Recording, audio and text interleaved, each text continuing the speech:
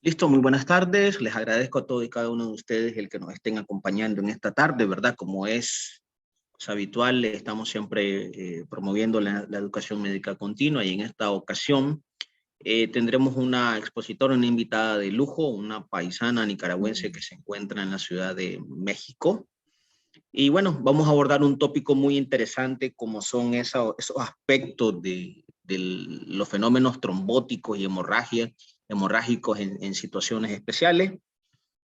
Para esta tarde vamos a contar con el honor de la doctora Cindy Gutiérrez Chavarría. La doctora Gutiérrez es médico general y cirujano de la UNAM Managua, realizó su especialidad de medicina interna en el Hospital Fernando Vélez Páez y posteriormente ingresó al Instituto Nacional de Cancerología, donde realizó la especialidad en hematología clínica y tuvo el honor y el privilegio de ser jefa de residentes, ¿verdad? En este prestigioso instituto siendo una extranjera, lo cual es algo que nos llena de gozo para un nicaragüense, ¿verdad? Ser jefe de residentes en el INCAN. Y actualmente fellow está realizando la alta especialización en trasplante de médula ósea. Sin mayor preámbulo, doctora Gutiérrez, muchas gracias por aceptar la invitación. Es para nosotros un honor poder tenerla y la pantalla es toda suya, doctora. Adelante. Muchas gracias, maestro, por haberme invitado. Bueno, muchas gracias a todos los que están con nosotros el día de hoy. La idea de esta plática es que podamos hablar sobre ciertas condiciones que son retos en la consulta del día a día, ¿no? Cuando iniciamos la anticoagulación siempre hay escenarios que salen del contexto y que nadie nos advierte y que luego llegan y son difíciles. Bueno, esta es mi agenda del día de hoy. Ay, no me deja avanzar, perdón. Ok. De manera de introducción, como todos sabemos, los eventos tromboembólicos venosos se pueden dividir en la tromboembolia venosa profunda o la embolia pulmonar. Esta, como todos sabemos, va a ocurrir en 50% de los pacientes en la comunidad y posterior un cuarto de ellos son asociados a eventos quirúrgicos y un cuarto a padecimientos médicos. El riesgo pues, de la trombosis persiste aún 45 a 60 días posterior al egreso hospitalario. En este contexto de pacientes aún la Sociedad Internacional de Trombosis y Hemostasia lo considera que está relacionado a la hospitalización y en algunos pacientes se debe de considerar incluso la tromboprofilaxis extendida posterior al egreso.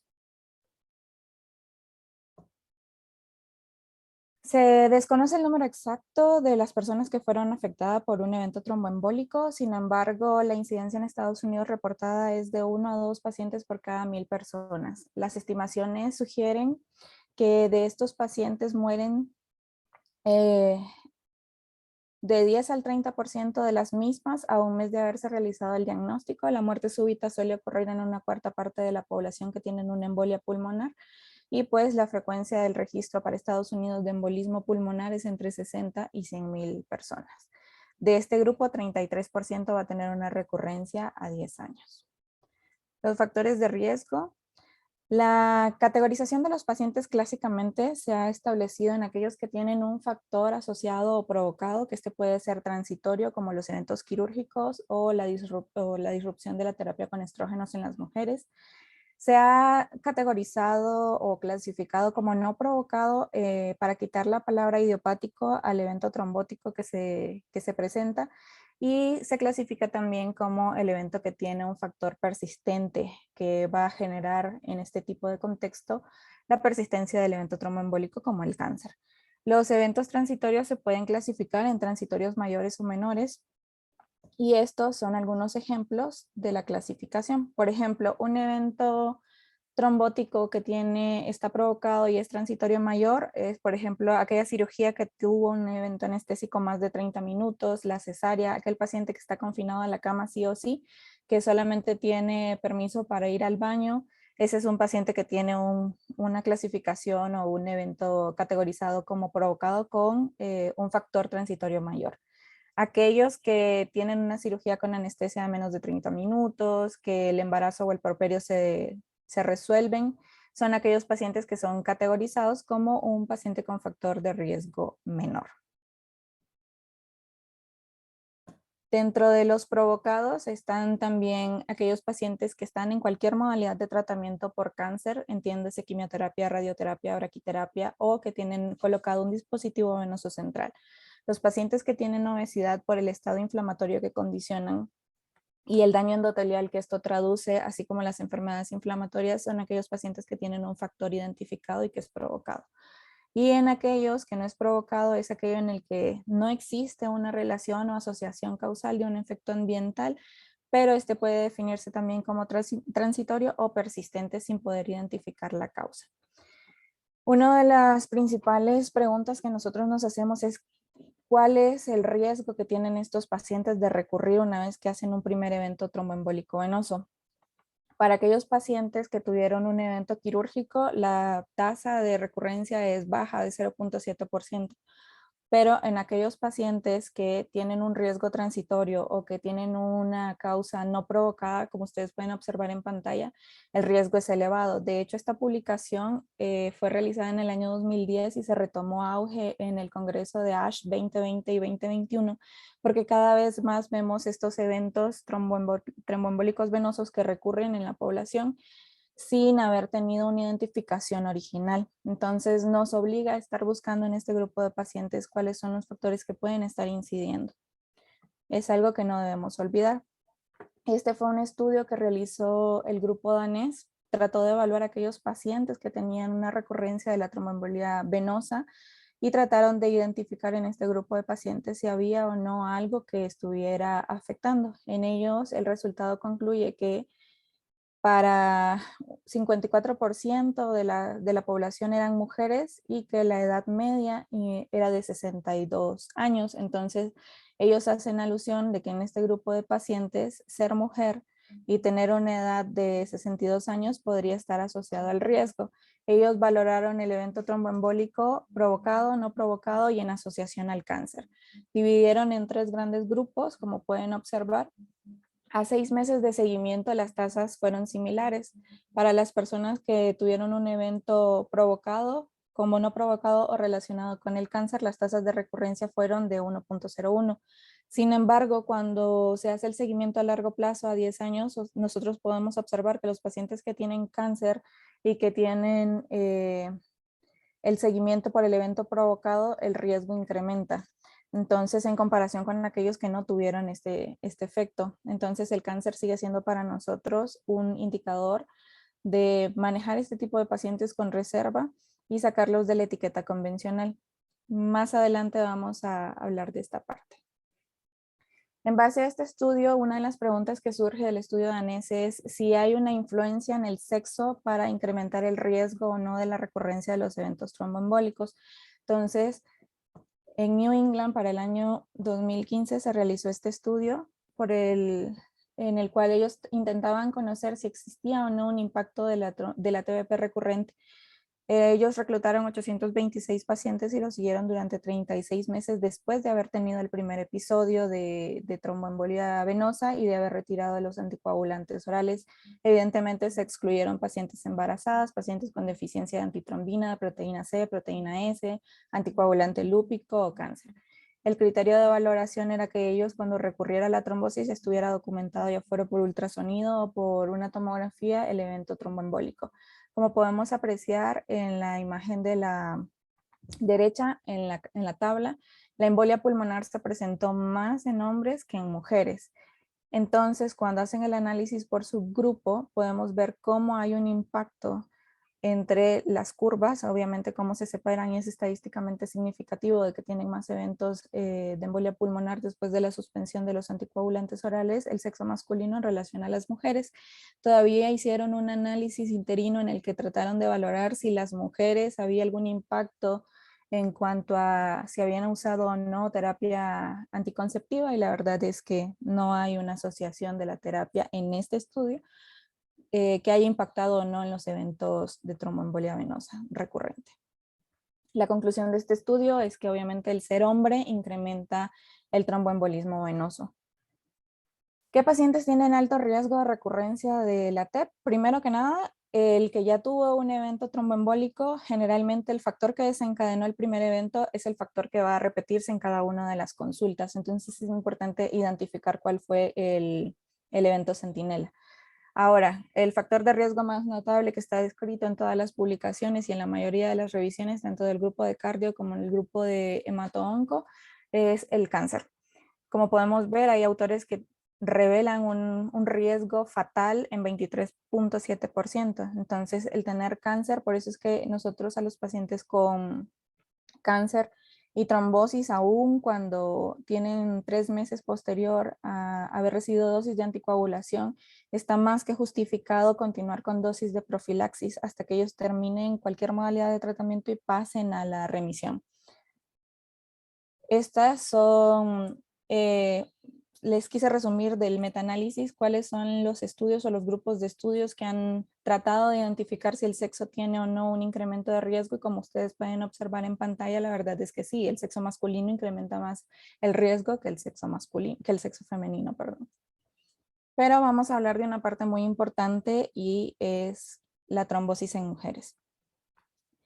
La única decisión clínica que ha sido validada por el estudio que dio la pauta, que fue el estudio Reverse 2, es utilizar la escala HER2 en mujeres. Esto surgió porque había mujeres que tenían un primer evento de tromboembolia venosa no provocada, y como todos sabemos, aquella mujer que tuvo un evento no provocado debe continuar de manera indefinida la anticoagulación. Entonces, en el estudio Reverse 2, ellos quisieron identificar qué grupo de mujeres se podrían beneficiar de suspender o no la terapia. Entonces ellos quisieron validar esta decisión clínica. De hecho, el estudio se presentó en 2016 en Roma y ellos validaron su escala en 2020 y se publicó en el Blood. Ellos hacen esta validación en el que se valora la hiperpigmentación de la piel, el edema, la red venosa, si el dímero D está más de 2.5 o de 250 miligramos por litro, la obesidad con un índice mayor de 30, edad mayor de 65 y ser mujer que le da 2 puntos. Entonces, aquellas pacientes se clasificaron en alto riesgo, las que fueran mayor o igual a 2 puntos, y bajo riesgo de 0 a 1 punto. Como ustedes pueden apreciar, las mujeres que tenían bajo riesgo presentaron una recurrencia 3% al año en comparación a aquellas mujeres que continuaron el tratamiento, que se elevó a 8%. De hecho, en las mujeres de alto riesgo, 7.4% tuvieron un evento tromboembólico, y en la guía se describe incluso que el evento tromboembólico se presenta antes de concluir el primer año de descontinuar el anticoagulante oral que se haya iniciado. Entonces, esta es la única decisión clínica que te permite estratificar a las mujeres si tienen bajo riesgo en base a esta escala que ha sido validada, puedes omitir la anticoagulación sin temor, pero en aquellas que tienen un alto riesgo se debe de continuar a dosis incluso de profilaxis.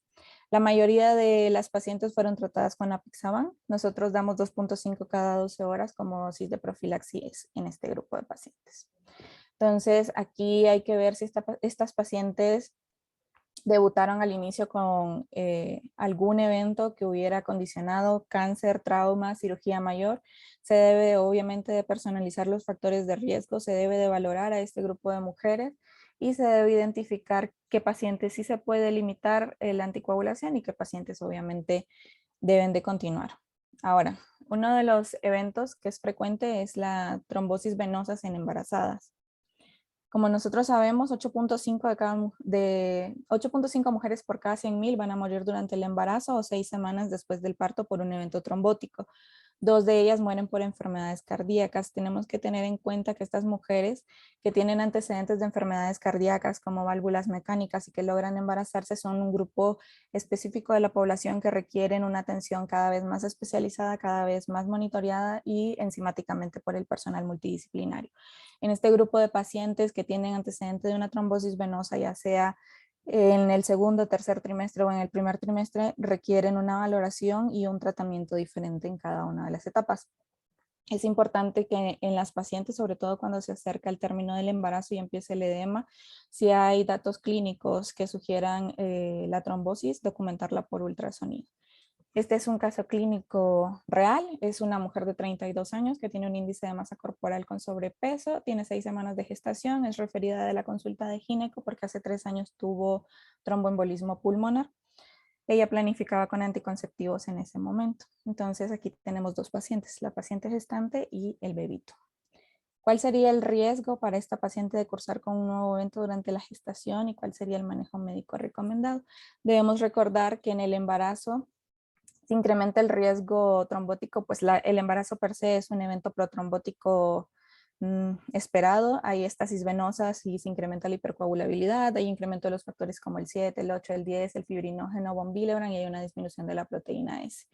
El estar embarazada te incrementa el riesgo 5 veces más que una mujer no embarazada, entonces los riesgos se estratifican por las características maternas, por las características del embarazo y por el parto, ¿no? Entonces, como ustedes pueden observar, el haber tenido un evento tromboembólico previo le confiere 24.8 veces más riesgo que una mujer embarazada que no tuvo esta entidad previa. Si ella tuvo o tuviese antecedente de un retraso en el crecimiento intrauterino, preeclampsia o gestación múltiple, también le confiere riesgo durante este embarazo.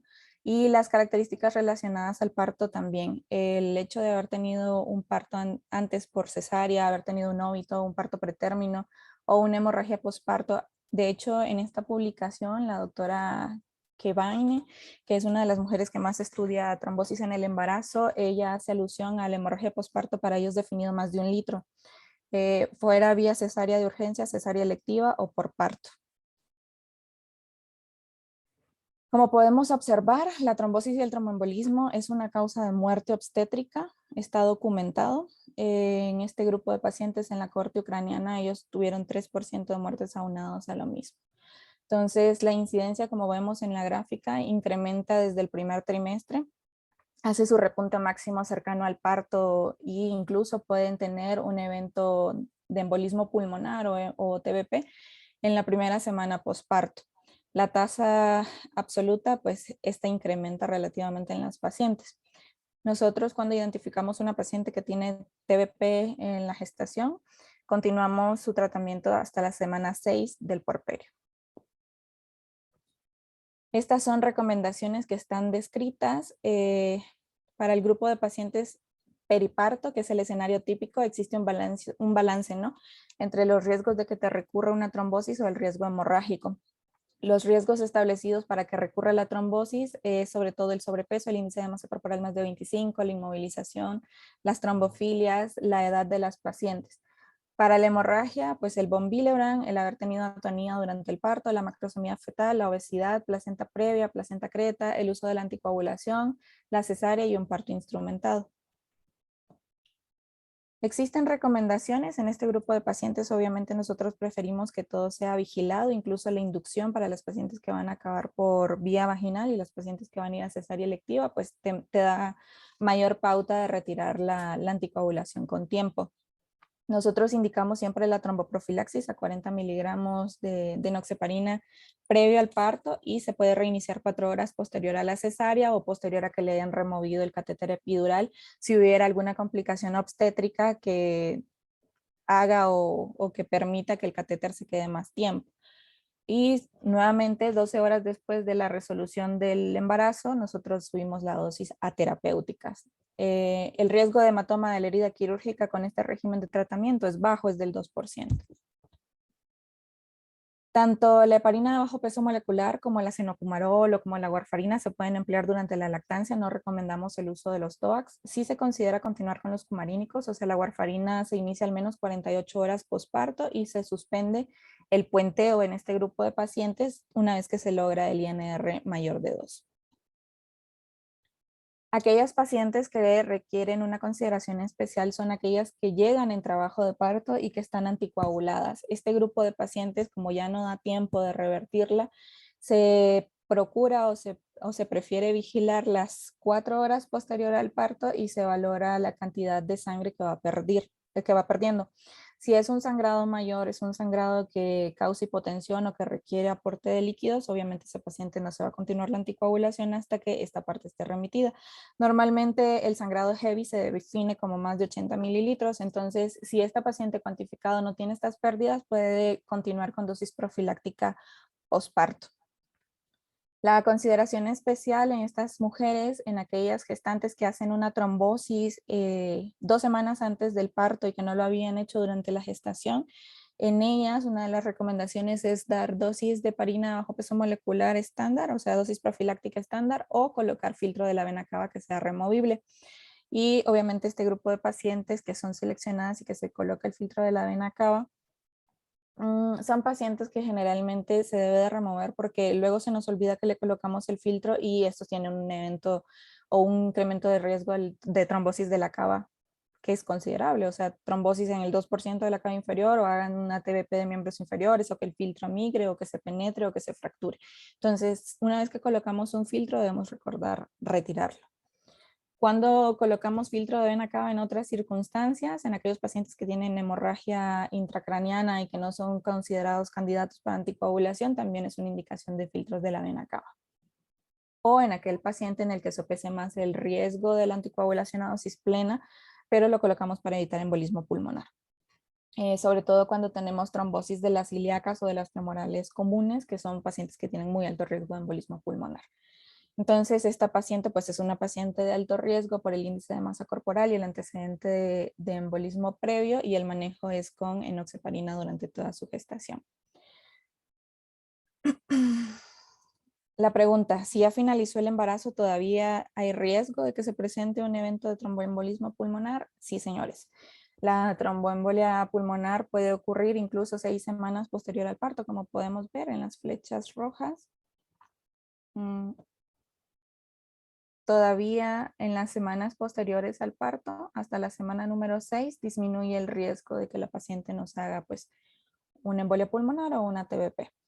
Este estudio quiso estratificar cuáles eran los factores de riesgo de estas mujeres que hacen los eventos trombóticos en el puerperio. Y como podemos observar, el sobrepeso y la obesidad, que es un factor modificable cuando nosotros guiamos a los pacientes a que no incrementen tanto, sobre todo durante la gestación, es un factor que se podría modificar y es un factor de riesgo que se presenta en 36% de las pacientes, y como pueden observar es una cohorte significativa, o sea, son 21,000 embarazadas. La edad es un factor que no podemos modificar, y la cesárea, pues ustedes como pueden observar en la tabla de la derecha, fueron cesáreas tanto electivas como de urgencia. Al menos 78% de las mujeres tenían un factor de riesgo y 40% tenían 2 o más factores.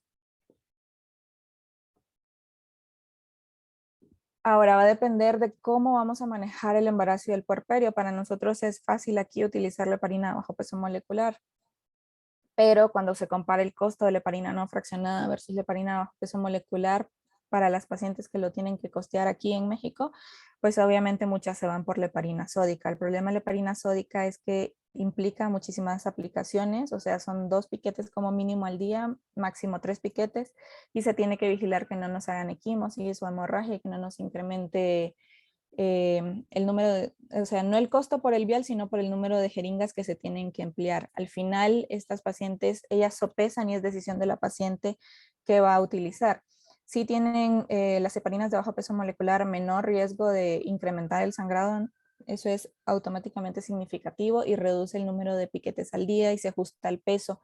Nosotros aquí ajustamos por índice de masa corporal, porque no es lo mismo la paciente que tiene un índice menor de 18,5 que una paciente con un IMC de 30. Ahora, ¿qué pasa con aquellas pacientes que tienen válvula mecánica y se embarazan?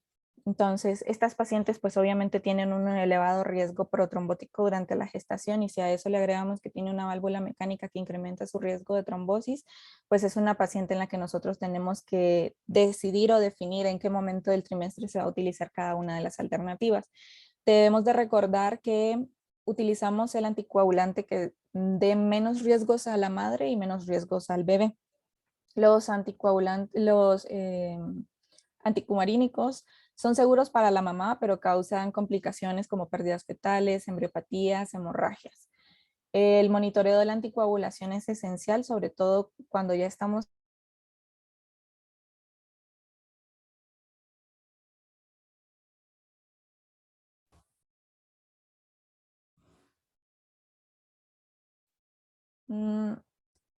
disculpen, no puedo ver el video.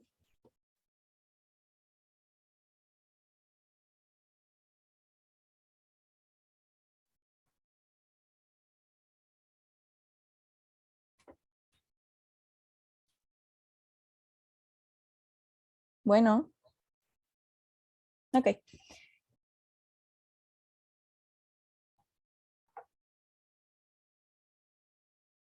Dime, doctora, te escucho. Sí, ok.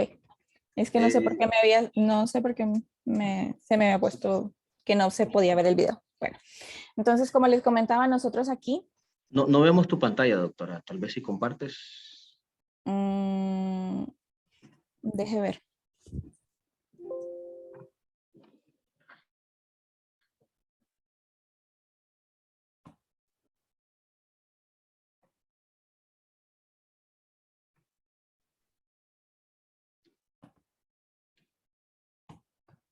Ahora sí, doctora, gracias. Tal vez Ok. lo pone en modo ahí, listo, gracias. Sí, solo que no se ve el video, sale que el hospedador lo detuvo. Bueno, entonces, como les seguía comentando, estas pacientes requieren un monitoreo cuando administramos la heparina bajo peso molecular, idealmente con niveles de anti-10A para valorar que estemos en metas terapéuticas. Cuando estamos cercano al término de la gestación, se administra heparina no fraccionada para que pueda ser más fácil de revertir si se incrementa el riesgo de sangrado en el posparto. Preferimos evidentemente la cesárea para la protección del bebé. ¿Cuáles son los riesgos para el bebito con warfarina? Pues obviamente que no se haga hipoplasia del puente nasal, una obstrucción de las cuanas, que tenga hemorragia en sistema nervioso central cuando se utiliza la warfarina más allá del primer trimestre, causa agenesia del cuerpo calloso, puede causar ceguera y obviamente pues un bajo coeficiente intelectual. La hemorragia para nosotros es obviamente uno de los factores de riesgo adverso para el bebé más significativos. Para la mamá, el riesgo cuando utilizamos heparina es que nos haga una trombosis, o sea, pese al uso de la heparina, entiéndase heparina bajo peso molecular o no fraccionada, estas incrementan el riesgo de trombosis valvular. Y como pueden ustedes apreciar, también incrementa pues el riesgo de muerte. La Sociedad Europea de Cardiología nos hace esta recomendación, al igual que la Sociedad Americana del Corazón. Y estas son pautas que nosotros empleamos en cada trimestre. En el primer trimestre para la mamá, pues damos dosis menores de 5 miligramos al día, o sea, nosotros damos 2.5 de warfarina. Se puede ajustar heparina bajo peso molecular ajustada al peso real de la paciente o heparina no fraccionada. En el segundo trimestre se puede valorar el uso de warfarina sola o warfarina con aspirina y periparto ya quitamos la warfarina y la pasamos a heparina de bajo peso molecular y ya en la recta final, como son embarazos que terminan electivamente por cesárea, las pasamos a heparina no fraccionada. Esta fue una revisión que hizo la Sociedad Europea del Corazón. Ellos hicieron una revisión de aquellas pacientes y dividieron los grupos. La terapia secuencial era heparina seguido de warfarina, el grupo que era warfarina pura, el grupo de heparina bajo peso molecular y el que no fue warfarina no fraccionada. Entonces, en ellos, como ustedes pueden apreciar, el uso de los anticumarínicos reduce las complicaciones maternas porque te evita el trombo en la válvula, pero se asocia a un mayor número de niños nacidos vivos, pero aquella dosis de heparina fraccionada y de warfarina de menos de 5 miligramos al día aún está sin confirmar si existe o no una evidencia que nos justifique. Aquí en esta podemos observar aquellas que tuvieron warfarina reduce la mortalidad materna, el tromboembolismo pulmonar, pero también reduce el número de nacidos vivos. Se asocian más a abortos en el primer trimestre o a pérdidas por óbito o hemorragia fetal en el segundo trimestre. La terapia con heparina sola, heparina bajo peso molecular sola, pues incrementa el riesgo en relación a la warfarina o a la cenocumarol, y la heparina fraccionada sola no es aconsejable. De hecho, no es una recomendación, nosotros no lo utilizamos porque incrementa el riesgo de las tres, tanto de bebés no vivos, o sea, de tromboembolismo y de mortalidad materna. Aquí se valoró si la dosis de warfarina tenía alguna influencia y como podemos observar, menos de 5 miligramos es más beneficioso para este grupo de pacientes que aquellos que recibieron más de 5 miligramos por el número de nacimientos vivos. El grupo colombiano también trató de reproducir este estudio. Ellos hacen alusión que el evento adverso en su población era igual, 50% para la mamá, 50% para el bebé, pero que ellos seguían registrando trombosis valvular en este grupo de pacientes manejado con heparina bajo peso molecular. Ellos reprodujeron esta cohorte en 2018 y ellos siguen reportando que la mortalidad se incrementa. En 2001 ellos tenían una mortalidad del 1% y de trombosis del 5%, y ya para el 2018 la mortalidad era el 4.3% y la trombosis pues en el 11% de las pacientes. Estas pacientes durante el embarazo y que están manejadas con anticoagulación también tienen riesgo de tromboembolismo pulmonar, y aquí existe una controversia entre si manejarlas desde el inicio con warfarina, pensando únicamente en la supervivencia materna. Es un hecho que este grupo se va a beneficiar de continuar con la dosis plena de warfa, pero incrementa el riesgo de pérdida fetal al segundo o al tercer trimestre. Siempre que tenemos una paciente que tiene válvula mecánica, siempre se le advierte y se le debe de dar la pauta de que ella defina o ella decida cuáles son las opciones de tratamiento, sabiendo que existen riesgos tanto para la parte de la madre como para la parte del producto. Para la parte de la madre, nosotros pues evidentemente iniciamos heparina bajo peso molecular seguido de warfarina. Cuando va a ser una cesárea electiva, sugerimos suspender la heparina bajo peso molecular al menos 36 horas previo a la cesárea. Previo al parto vaginal, nosotros iniciamos heparina no fraccionada, por ejemplo, y suspendemos la heparina bajo peso molecular 24 horas antes. Monitoreamos siempre los niveles de TTPA una vez que iniciamos una bomba de infusión de heparina. Periparto se suspende al menos 4 horas antes de la cesárea o antes del bloqueo neuroaxial o antes de la inducción en labor de parto. Posparto nosotros reiniciamos 4 a 6 horas posterior a un parto vaginal, y en la cesárea de 6 a 8 horas. Este fue un estudio que realizaron en el Ignacio Chávez. El doctor Raúl Izaguirre es el responsable de la clínica de trombosis y hemostasia del Instituto Nacional de Cardiología. Ellos describieron cuál fue la experiencia que tuvieron con dosis subcutáneas de heparina durante el embarazo en aquellas mujeres portadoras de válvula. Solo pudo reclutar 37 mujeres desde la semana 6 de embarazo hasta 2 semanas antes de la finalización del embarazo. Entonces, aquí están descritas, como pueden observar, los tipos de prótesis que tenían estas pacientes. La mayor parte era una prótesis mitral. Sin embargo, la incidencia de abortos incrementó, 37.5% fueron espontáneos, tuvieron una muerte neonatal secundaria en hemorragia cerebral, no reportaron ellos embriopatía por el uso de acenocumarol, y una muerte materna por hemorragia gastrointestinal, hizo un choque hemorrágico masivo y falleció. El estudio se interrumpió posterior a la pérdida de 2 casos fetales, y ellos concluyen que heparina subcutánea, heparina no fraccionada, no es un régimen óptimo para tratar ni prevenir el evento trombótico en la mamá que tiene una válvula mecánica. Entonces nosotros preferimos heparina de bajo peso molecular y luego damos la warfarina. ¿Cuál es el manejo de estos pacientes cuando tienen un sangrado aunado a la anticoagulación? Pues el 70% de las mujeres que tienen anticoagulación van a tener un sangrado menstrual. Aquí lo que valoramos es que el sangrado no comprometa la vida o que no sea mayor. Definimos sangrado menstrual mayor cuando es más de 80 mililitros por ciclo. Tienen menos riesgo de presentar este evento las que son tratadas con apixaban o con dabigatran en relación a las que son tratadas con warfarina o rivaroxaban. Estos son los diferentes estudios, las diferentes publicaciones que avalan. Como pueden observar ustedes, apixaban tiene muchísimo menos riesgo que rivaroxaban, por ejemplo, y dalteparina tiene menor riesgo, incluso similar al uso de apixaban. Las recomendaciones del ASH 2020 es que los pacientes continúen con la terapia de anticoagulación, que sean valoradas por gineco, que estos pacientes se le coloque un dispositivo de levonorgestrel o en su defecto que utilicen progesterona, ya sea medroxiprogesterona como una segunda opción o un implante subdérmico. En aquellos pacientes que tienen un sangrado severo, pues se considera la ablación o la embolización de la arteria uterina, solamente en casos de choque el ácido tranexámico. Sangrado que persiste o que estaba alterado antes del uso del anticoagulante, siempre es importante que sea valorada por gineco para descartar que no tenga un cáncer de endometrio. Otro escenario es qué pasa con aquellos pacientes que tienen una TBE, que han sido anticoagulados y que sobre la anticoagulación se retrombosan. Este grupo de pacientes, lo primero es identificar la causa subyacente. Si es un paciente en tratamiento con cáncer, evidentemente descartar que no hay una recurrencia de la enfermedad o una progresión de la enfermedad. A este grupo de pacientes se le hace switch a heparina de bajo peso molecular y luego se cambia a un antagonista de la vitamina K, si era manejado con DOAC, y si era manejado con warfarina o acenocumarol, se pasa a apixaban o a rivaroxaban. Y si era manejado con alguno de los DOAC, se cambia a un antagonista de la vitamina K. En aquellos pacientes en los que no se identifica la causa o no se puede confirmar, se tiene que hacer un switch a heparina de bajo peso molecular. Nosotros, este grupo de pacientes, incluso depende del costo, pueden manejarse durante los 3 meses de este nuevo evento tromboembólico con heparina de bajo peso molecular.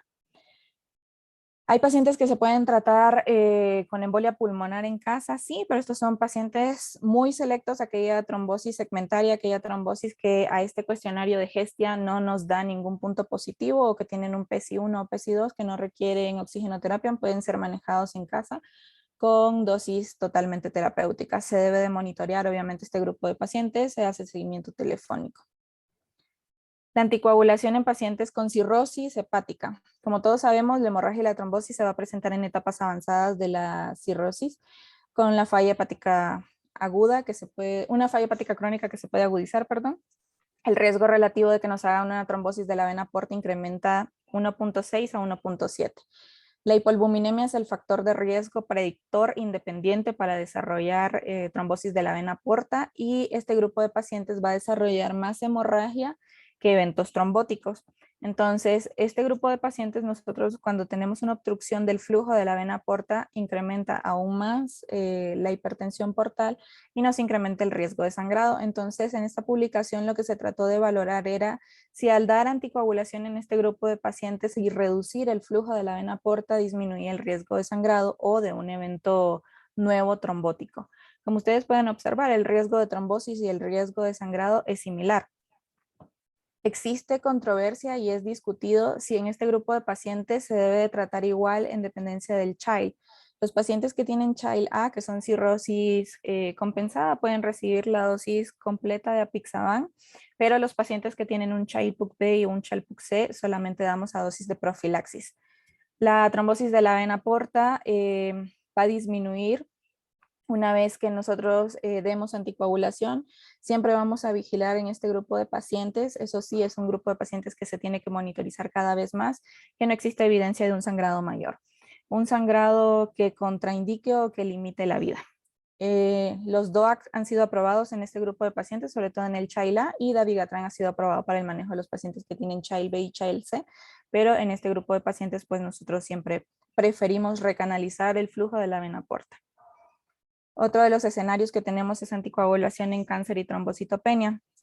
El Memorial Sloan Kettering Center, ellos hacen estas recomendaciones o estas estrategias. Nosotros, si tenemos menos de 25,000 plaquetas, suspendemos la dosis de enoxaparina, transfundimos las plaquetas, lo llevamos arriba de 25,000. Si tienen 25,000 plaquetas a 50,000, les damos las dosis de profilaxis de enoxaparina.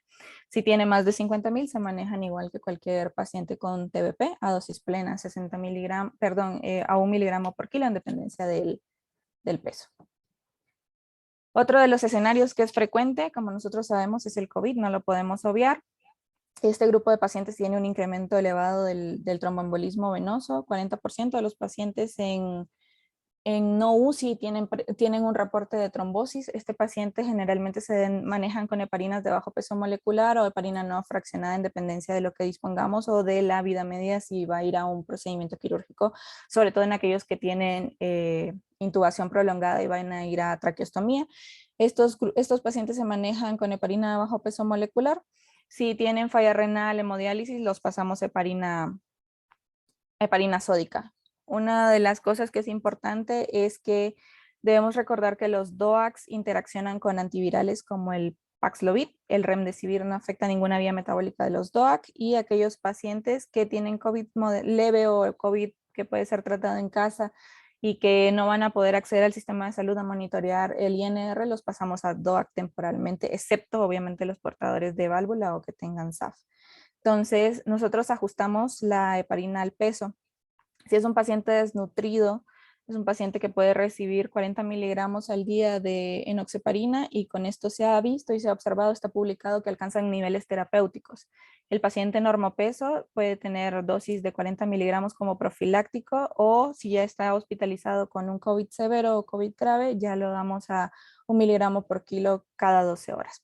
El paciente obeso a dosis de profilaxis incluso lo podemos tener a 1 miligramo por kilo día, porque se necesita muchísima más concentración para que pueda tener o alcanzar niveles de anti-10A y estar totalmente prevenido. Entonces, este grupo de pacientes, existía la duda en el paciente con COVID si se beneficiaba de dosis estándar o dosis intermedia. Estos son los 3 estudios que avalan la siguiente terapéutica. Como ustedes pueden observar, en este primer estudio, que es el estudio Inspiration, fue un estudio fase 3, multicéntrico, aleatorizado. Ellos quisieron ver a aquellos pacientes si le daban dosis intermedias altas, que se definía a 1 miligramo por kilo cada 24 horas, o si le daban una dosis estándar de profilaxis a 40 miligramos por día. Como ustedes pueden apreciar en las curvas, no hay diferencia en este grupo de pacientes en cuanto a recibir 1 miligramo que a recibir los 40 miligramos. Entonces, este estudio nos sugiere que las dosis estándar de tromboprofilaxis son útiles para este grupo de pacientes.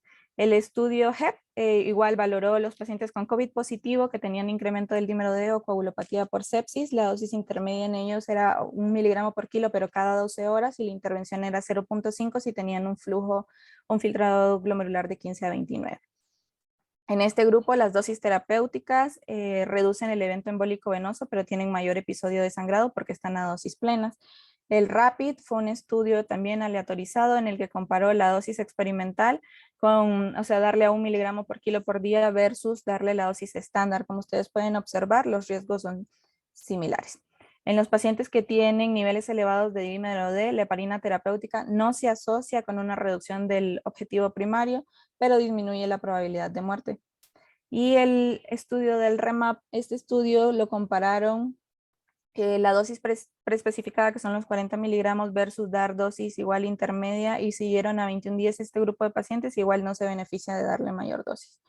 El CLAT, que es el Grupo Cooperativo Latinoamericano de Hemostasia y Trombosis, donde mi maestro, el doctor Bacon, formó parte de esta publicación. Ellos igual hacen la recomendación de Noxa 40 miligramos subcutáneos, ahí es cada 24 horas para dosis profiláctico, y se puede dar 1 miligramo o 1 miligramo por kilo en aquellos pacientes que son obesos. En base a estos resultados, nosotros recomendamos pues que el paciente con COVID intubado puede tener dosis estándar o profiláctica de heparina bajo peso molecular. A manera de conclusión, pues la trombosis es un evento que no se ve, pero que nos da miedo a todos por su elevada morbimortalidad, y pues la hemorragia es una complicación esperada en el uso de los anticoagulantes. Tener hemorragia que no compromete la vida permite que nosotros sigamos la anticoagulación si el riesgo de quitar el anticoagulante es mayor que el beneficio. Muchas gracias. Muchísimas gracias, doctora Gutiérrez. A lo mejor activas tu cámara, doctora, para... Es que no me permite, doctor, porque dice que no puede iniciarse el video porque el hospedador lo detuvo. Un momento. Intente, doctora, por favor. Ya. Listo, gracias. Muchas gracias, doctora, muchas gracias. Un momento, ya tenemos un par de preguntas aquí. Déjame ver si alguien quiere hacer una pregunta. Puede levantar la mano. Bueno, una excelente charla. El doctor Celedón, le envían saludos desde Bolivia, doctora. Muchas gracias. Saludos, Edelmira. Sí. Bueno, una de las preguntas que tenemos aquí es, ¿se pueden usar nuevos anticoagulantes durante el embarazo? Creo que había comentado. Si haces un comentario al respecto. No, no los utilizamos durante el embarazo. Utilizamos heparina. ¿En qué condición de la gestante, perdón? Hay una pregunta, ¿se puede dar después de cumplir tratamiento con anticoagulantes profilaxis con ASA o clopidogrel? ¿En qué entidad? Supongo que podría ser el grupo de pacientes, tal vez con trombosis, que han terminado 3 o 6 meses sin ningún factor de riesgo de recurrencia. ¿Consideraría usted dar aspirina o clopidogrel? Solamente está justificado en aquellos pacientes que tienen una cardiopatía o aquellos pacientes que tienen antecedente de un evento cerebrovascular isquémico. Este grupo de pacientes se puede quedar con un antiagregante plaquetario. Pero aquel paciente, o bueno, el paciente con cáncer, pero aquel grupo de pacientes que tiene una TBP y que cumplió tratamiento finito y no tiene algún otro factor de riesgo, no lo recomendaríamos. Ok, una pregunta interesante. tromboembolia pulmonar en el embarazo con déficit de proteína S, ¿cuál dosis de heparina recomendaría usted? Y si heparina de bajo peso es lo ideal, ¿no? En pacientes con lupus, déficit de proteína S en el embarazo con trombosis. Una paciente lúpica le hace una tromboembolia pulmonar, le detectan déficit de proteína S. ¿Consideraría usted enoxaparina? ¿Qué dosis? ¿Cuál sería su mejor recomendación? Sí. Igual nosotros recomendaríamos el uso de la heparina bajo peso molecular para dosis estándar a 1 miligramo por kilo en la gestante. ¿De bajo peso? Ok. Un punto importante que a veces vemos, y igual aprovecho para pacientes con cáncer, ¿no? Es un grupo muy heterogéneo y en términos generales, en lo personal, en mi práctica clínica, lo que suelo hacer es que si el paciente tiene antecedentes de cáncer o un cáncer que está con tratamiento hormonal sin algún dato de actividad, puedes llevarlo hasta 6 meses y posteriormente lo sigues en vigilancia. Si el paciente tiene cáncer con enfermedad sistémica o con enfermedad activa o con un tratamiento que incremente el riesgo de eventos trombóticos, prolongar la terapia. Drogas como oxaliplatino, cisplatino, ustedes en hematología talidomida, incrementa los riesgos de eventos trombóticos. Creo que son elementos que hay que tener en cuenta. Comenta el doctor Mayorga, que preguntaba el caso de lupus, la heparina subcutánea en dosis de anticoagulación tiene evidencia a qué dosis. Muchas veces también vemos, hay que ser un poco claros, hay escasez de bombas y demás. ¿Qué opinión tiene, doctora, de heparina a dosis subcutánea altas o heparina no fraccionada cada 8 horas? ¿Qué comentario tendrías al respecto? ¿Habla de la heparina sódica? Heparina sódica, sí. Pues es variable. Las recomendaciones incluso van de 5.000 cada 12 y hay algunas guías de cardiología que establecen 5.000 cada 8 horas, pero lo que se debe recordar es la vida media de la heparina no fraccionada, que es de 1 hora. Entonces, como tromboprofilaxis, pues está bien. En cuanto a la pregunta del doctor, la verdad es que no tengo a la mano el artículo. Si gusta, yo se lo hago llegar a usted, pero sí me parece haber leído un comentario de la heparina bajo peso molecular en este grupo de pacientes, pero no lo tengo a la mano, se lo hago llegar a usted, doctor Bacon, y usted se lo puede comentar o pasar al Listo. doctor. ¿Considerarías heparina dosis alta, las famosas 12.500 cada 12 horas? ¿Qué opinión tienes al respecto? ¿En qué? En eventos trombóticos. Ah, la bomba de infusión. No tienes bomba de infusión, pero tienes la heparina. ¿Considerarías usar heparina dosis alta, subcutánea?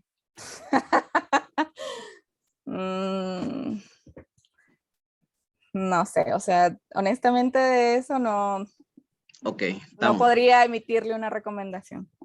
Perfecto. Saludos, la doctora Rodríguez. En trombosis venosa profunda provocada, ¿vale la pena hacer ultrasonido a los 3, a los 6 meses? ¿Cambia el tiempo? ¿O en síndrome No, postrombótico? ¿Lo podríamos no, prevenir? no, de hecho, o sea, el síndrome postrombótico o posflevítico no se puede prevenir. O sea, el paciente que va a quedar con estas secuelas de la trombosis y que sí te da síntomas y sobre todo de dolor, eso no se puede prevenir. Sí vale la pena hacer cuando nosotros tenemos la sospecha de que el paciente obviamente va, o sea, recae. Pero para ver la recanalización del flujo, no. O sea, no es algo que se Okay. deba de hacer de rutina. Uh-huh. Ok, bueno, Cristian, buenas tardes, doctora. ¿En qué mes de gestación se puede iniciar la heparina en pacientes embarazadas, obviamente? Ah, en el segundo o el tercer trimestre. Segundo o tercer trimestre. O sea, eso igual le aplicaría a las pacientes con... cuando hablabas del riesgo prolongado, o sea, las pacientes con SAF, ¿no? Que logran un embarazo, o sea, ¿tú recomendarías heparinas de bajo peso al segundo o tercer trimestre y extenderla hasta al menos 6 semanas posparto? ¿Es Sí, correcto? ¿Es sí, correcta la porque recomendación? sí es correcto, porque el evento, o sea, el evento trombótico se puede presentar incluso en las 6 semanas posterior al puerperio. Uh-huh. Y te decía, en pacientes con cáncer obviamente es un punto importante. O sea, si el paciente está activo, creo que debe tomar el tratamiento de manera prolongada, extensa, ¿verdad? Eso es algo muy importante. La doctora El Eliu paciente, Callahan.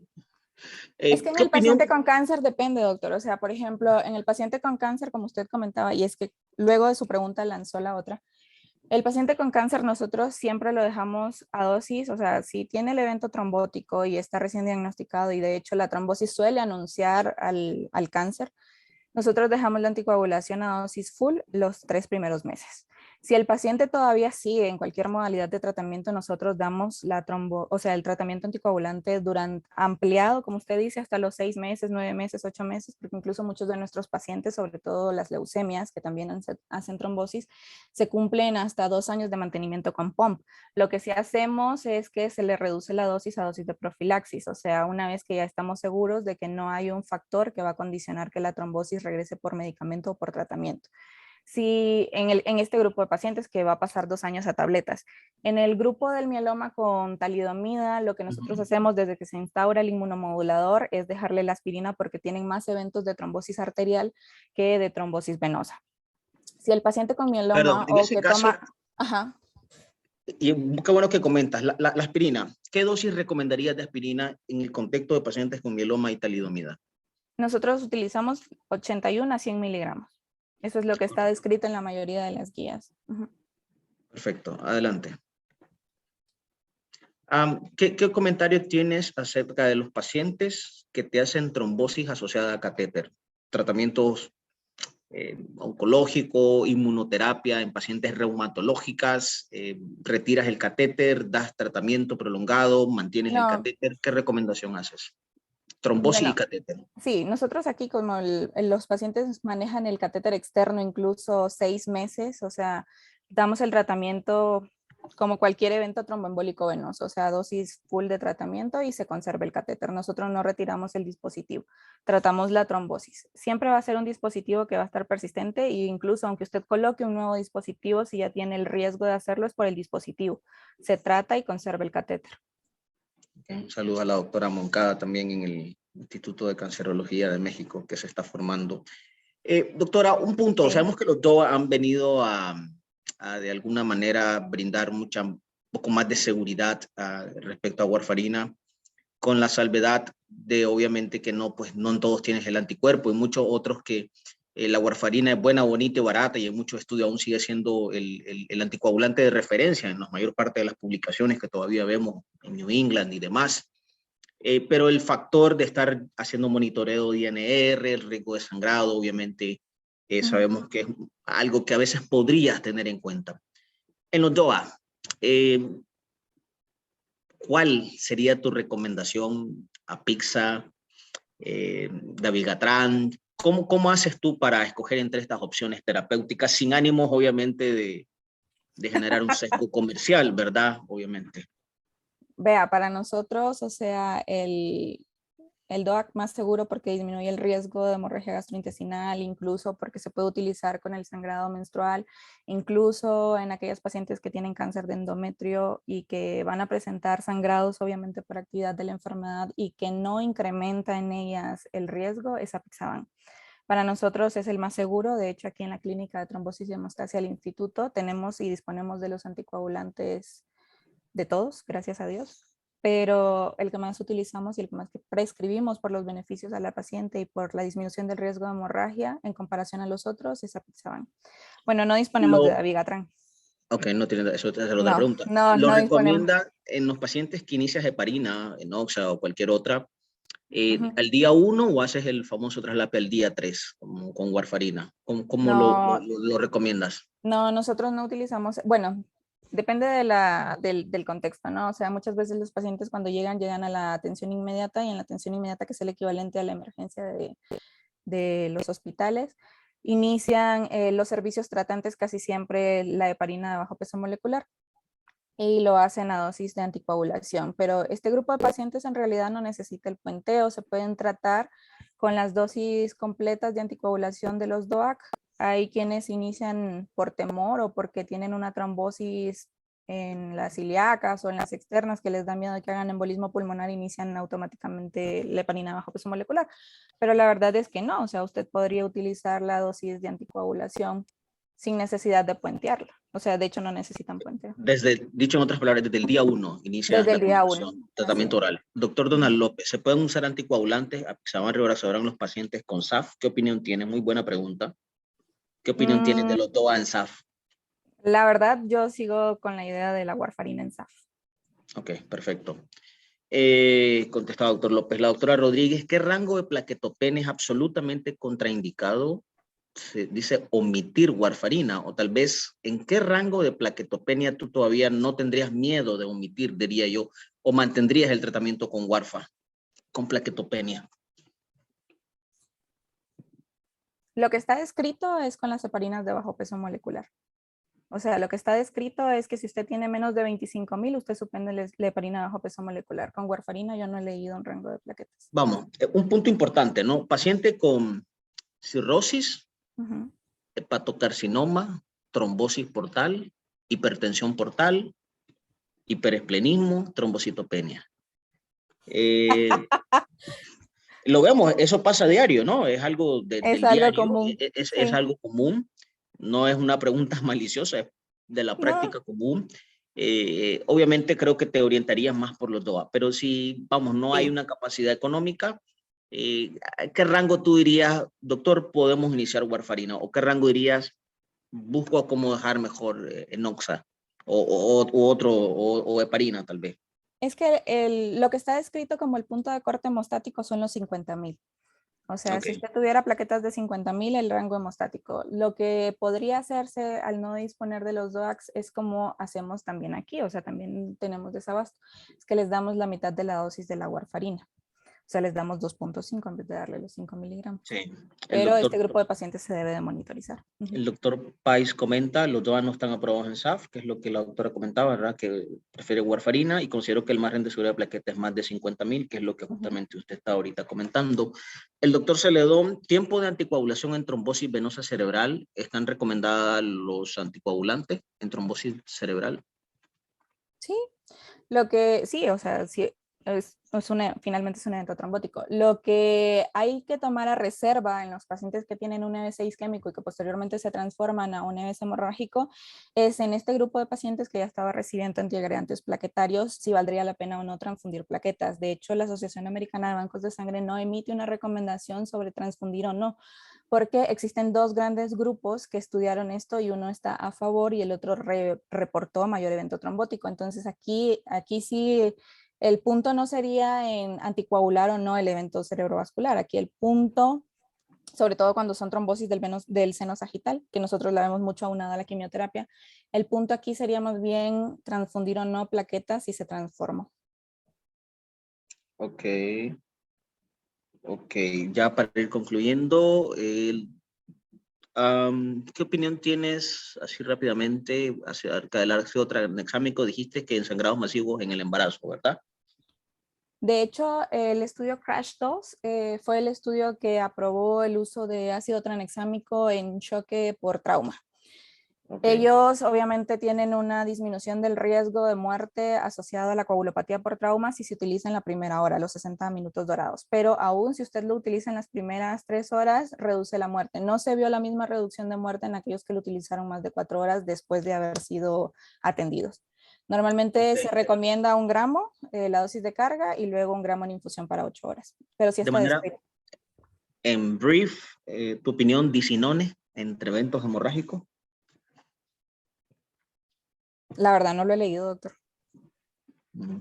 Ok, hay una práctica, ¿verdad? Muchas veces, pacientes sangran, disinones, disinones, disinones. Gracias. El doctor Mayorga levantó la mano, te estás permitido, doctor Mayorga, no sé si son las preguntas que hiciste o quieres hacer un comentario en brief para ir concluyendo. Adelante, doctor Mayorga, puedes hacer tu pregunta. Doctor Mario Mayorga, o Sí, creo que son aló, las preguntas. ¿te Adelante, escuchan? doctor Mayorga. Adelante, Bueno, por buenas favor. tardes, doctora. Hola, Felicidades doc. por la presentación, muy excelente. Bueno, eran prácticamente lo que había comentado el doctor. Simplemente yo soy residente del Manuel Morales y nosotros sí tenemos déficit de infusión. Entonces yo le preguntaba por la dosis de anticoagulación de heparina no fraccionada, porque hay dos artículos que yo he revisado que la validan. Uno son bolo 333 unidades, unidades kilo día, y Ujú. si realmente eso tiene una evidencia. Hay otro artículo que valía uno a 233 unidades kilo día, y si tiene misma evidencia, realmente si tiene evidencia y si tiene efectividad en la práctica clínica.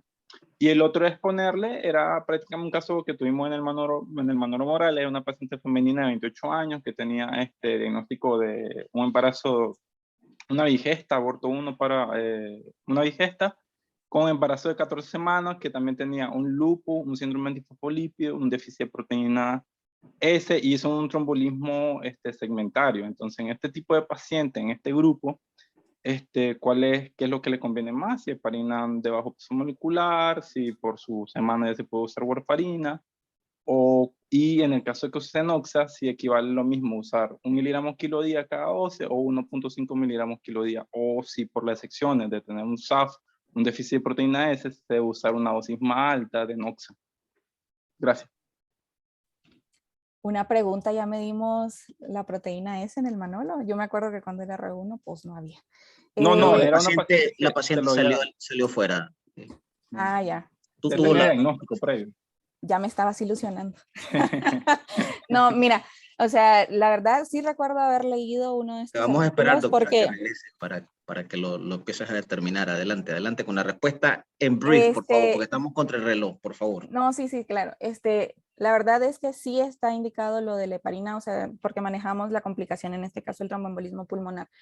Lo de la warfarina, sí, obviamente es una paciente que ya cruzó el segundo trimestre y hay que ver si conserva la viabilidad fetal, porque si ya hizo un evento isquémico de este tipo, habría que valorar cuál es la condición del bebé. Ahora, el artículo lo voy a buscar, se lo voy a hacer llegar al doctor Bacon para que te lo pase, pero, o sea, no he leído yo dosis altas, así que esté avalado. La verdad, no puedo dar una recomendación sobre esto, yo no lo he leído, pero pues sería bueno que compartamos información, ¿te parece? Ok. Gracias. Ok, Gracias, doctora. doctora. Gracias, doctor Mayorga. Doctora Gutiérrez, nuevamente le externamos pues, un saludo, éxito en su proyecto. Gracias. Y bueno, gracias por la plática. Tendremos la próxima semana un tópico ahí que desarrollaremos con los cirujanos, con la doctora Gutiérrez. Esta ponencia estará a partir de la próxima semana en nuestro canal de YouTube. Muchas gracias, doctora Gutiérrez. Gracias a todos y cada uno de los que nos han acompañado en esta tarde, esperando que el tópico haya sido de mucho interés. Vemos preguntas muy interesantes de la práctica diaria, ¿no? Yo quiero agradecerles a ustedes por haberme permitido estar el día de hoy, pero también quiero hacer mis anuncios parroquiales. Solo un comentario rápido, doctora. La doctora Bravo, el tratamiento, doctora Bravo, internista, egresada del Manolo, egresada del Roberto Calderón, actualmente gastroenteróloga. Yes. El tratamiento de la trombosis de la vena porta en cirrosis hepática sigue siendo heparinas de bajo peso y antagonistas de vitamina K. Aún no está definido los nuevos anticoagulantes. Los estudios son pequeños, aún no se pueden dar algunas recomendaciones. Creo que es un punto importante. Bueno. Yo creo que lo que pasa es que la información cambia de día a día. De hecho, esta publicación está en la revista de gastroenterología del 2020, donde se recomienda el uso de apixaban incluso para disminuir la obstrucción de la vena porta. Hay un par de papers incluso en oncología. Bueno, por cuestiones de tiempo, cierro, doctora. Ibas a hacer un comentario, te doy 15 segundos. No se preocupe. Muchas gracias. Adelante. A todos. Muchas gracias, doctora. Saludos a todos y cada uno. Buenas tardes. Saludos.